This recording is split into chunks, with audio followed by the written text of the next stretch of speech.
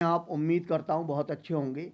आज मैं बात कर रहा हूँ आपसे कंगना के उस स्टेटमेंट के बारे में जिसमें कंगना ने कहा है कि आज़ादी हमको सही मायने में 2014 में मिली और वो जो 1947 में मिली थी आज़ादी वो तो हमें भीख में मिली थी। ये स्टेटमेंट बिल्कुल मेरे हिसाब से गलत है। अगर वो आज़ादी को उस समय की आज़ादी को कंगना नहीं समझती आज़ादी तो हमारे देश के बहुत सारे क्रांतिकारियों ने अपना बलिदान दिया और बहुत हजारों लोग मारे गए अंग्रेज़ों से क्रांति करने में, लड़ाई झगड़ा करने में। और जो भी अंग्रेज़ों के विरुद्ध कार्य करना था उन्हें सत्याग्रह आंदोलन हुआ और बहुत सारे आंदोलन हुए, चौरी चौरा कांड हुआ और न जाने क्या क्या हुआ। इतने सारे लोगों का बलिदान क्या व्यर्थ गया?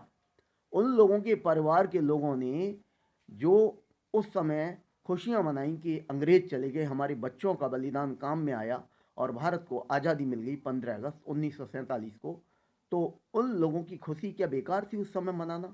या आज़ादी उस समय हम लोगों ने नहीं मनाई थी, हमारे पूर्वजों ने? कंगना रनावत एक अभिनेत्री हैं लेकिन एक बहुत बड़ी बुद्धिजीवी अगर बनने की कोशिश कर रही हैं तो ये गलत है। 200 से ज़्यादा एफआईआर उनके अगेंस्ट हो चुकी हैं और इतनी ही सीधी और भोली वाली थी तो आज 20 साल से ज़्यादा होने वक्त हो गया बॉलीवुड में। जो इल्ज़ामात आज वो बॉलीवुड पर लगा रही हैं उन्होंने शुरुआत में ही क्यों नहीं लगाई?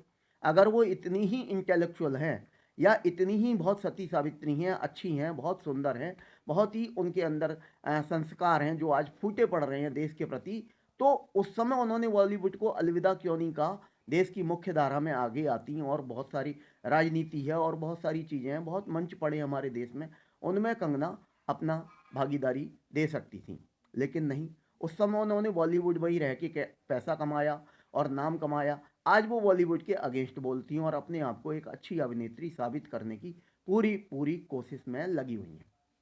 इस समय ऐसा बयान देना सभी लोग समझ सकते हैं कि वो एक विशेष मतलब वर्ग को खुश करने के लिए ऐसा काम कर रही हैं।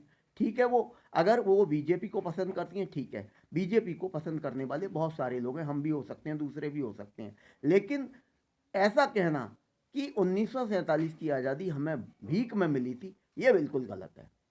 ऐसे में उनको लिखित में या पब्लिकली माफ़ी मांगनी चाहिए और 200 से ज़्यादा एफआईआर हो चुकी है उनके अगेंस्ट।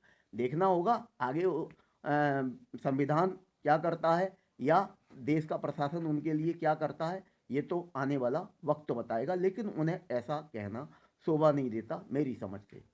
दोस्तों, उन्होंने जैसा कहा उस हिसाब से सरदार भगत सिंह, खुदीराम बोस, मदन लाल धिंगरा और बहुत सारे हैं क्रांतिकारी, चंद्रशेखर आज़ाद, मदन मोहन मालवीय और गांधी जी और बहुत सारे लोग हैं जिन्होंने देश की आज़ादी में विशेष योगदान दिया और बहुत सारे इतिहास भरा पड़ा है उनसे। लाला लाजपत राय ने अंग्रेजों की लाठियां खाई और उसी में उनकी डेथ हो गई लाहौर में। तो क्या हम लाला लाजपत राय को भूल जाएं और कंगना रनावत को याद रखें? नहीं, हम ऐसा कदापि नहीं कर सकते और देश का आवाम इस तरह का हमारा है ही नहीं। देश के अवाम में सच को सच और झूठ को झूठ समझने की पूरी पूरी ताकत है, चाहे वो पढ़ा लिखा हो या ना हो। आज तो देश का अवाम पढ़ा लिखा है, जागरूक है।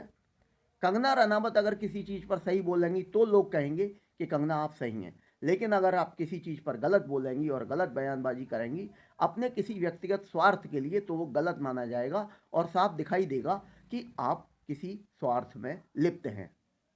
दोस्तों, इस अभिनेत्री कंगना रनावत के इस बयान पर जो मैंने अभी अभी कहा इसके बारे में आप क्या सोचते हैं और क्या आप सहमत हैं कंगना रनावत से?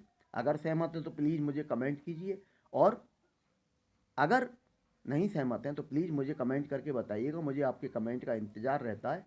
कंगना रनावत दूसरे मुद्दों पर कहाँ सही है कहाँ गलत मैं नहीं कह सकता, लेकिन ये स्टेटमेंट बिल्कुल गलत है कि 2014 में हमें सही मायने में आज़ादी मिली। इससे कोई भी वर्ग सहमत दिखाई नहीं दे रहा। रोज़ाना सोशल मीडिया पर और पेपर्स में कंगना रनावत के बारे में ये सब बातें आ रही हैं। दोस्तों, प्लीज़ मुझे बताइएगा आप क्या सोचते हैं। थैंक यू दोस्तों, have a nice day. Thank you.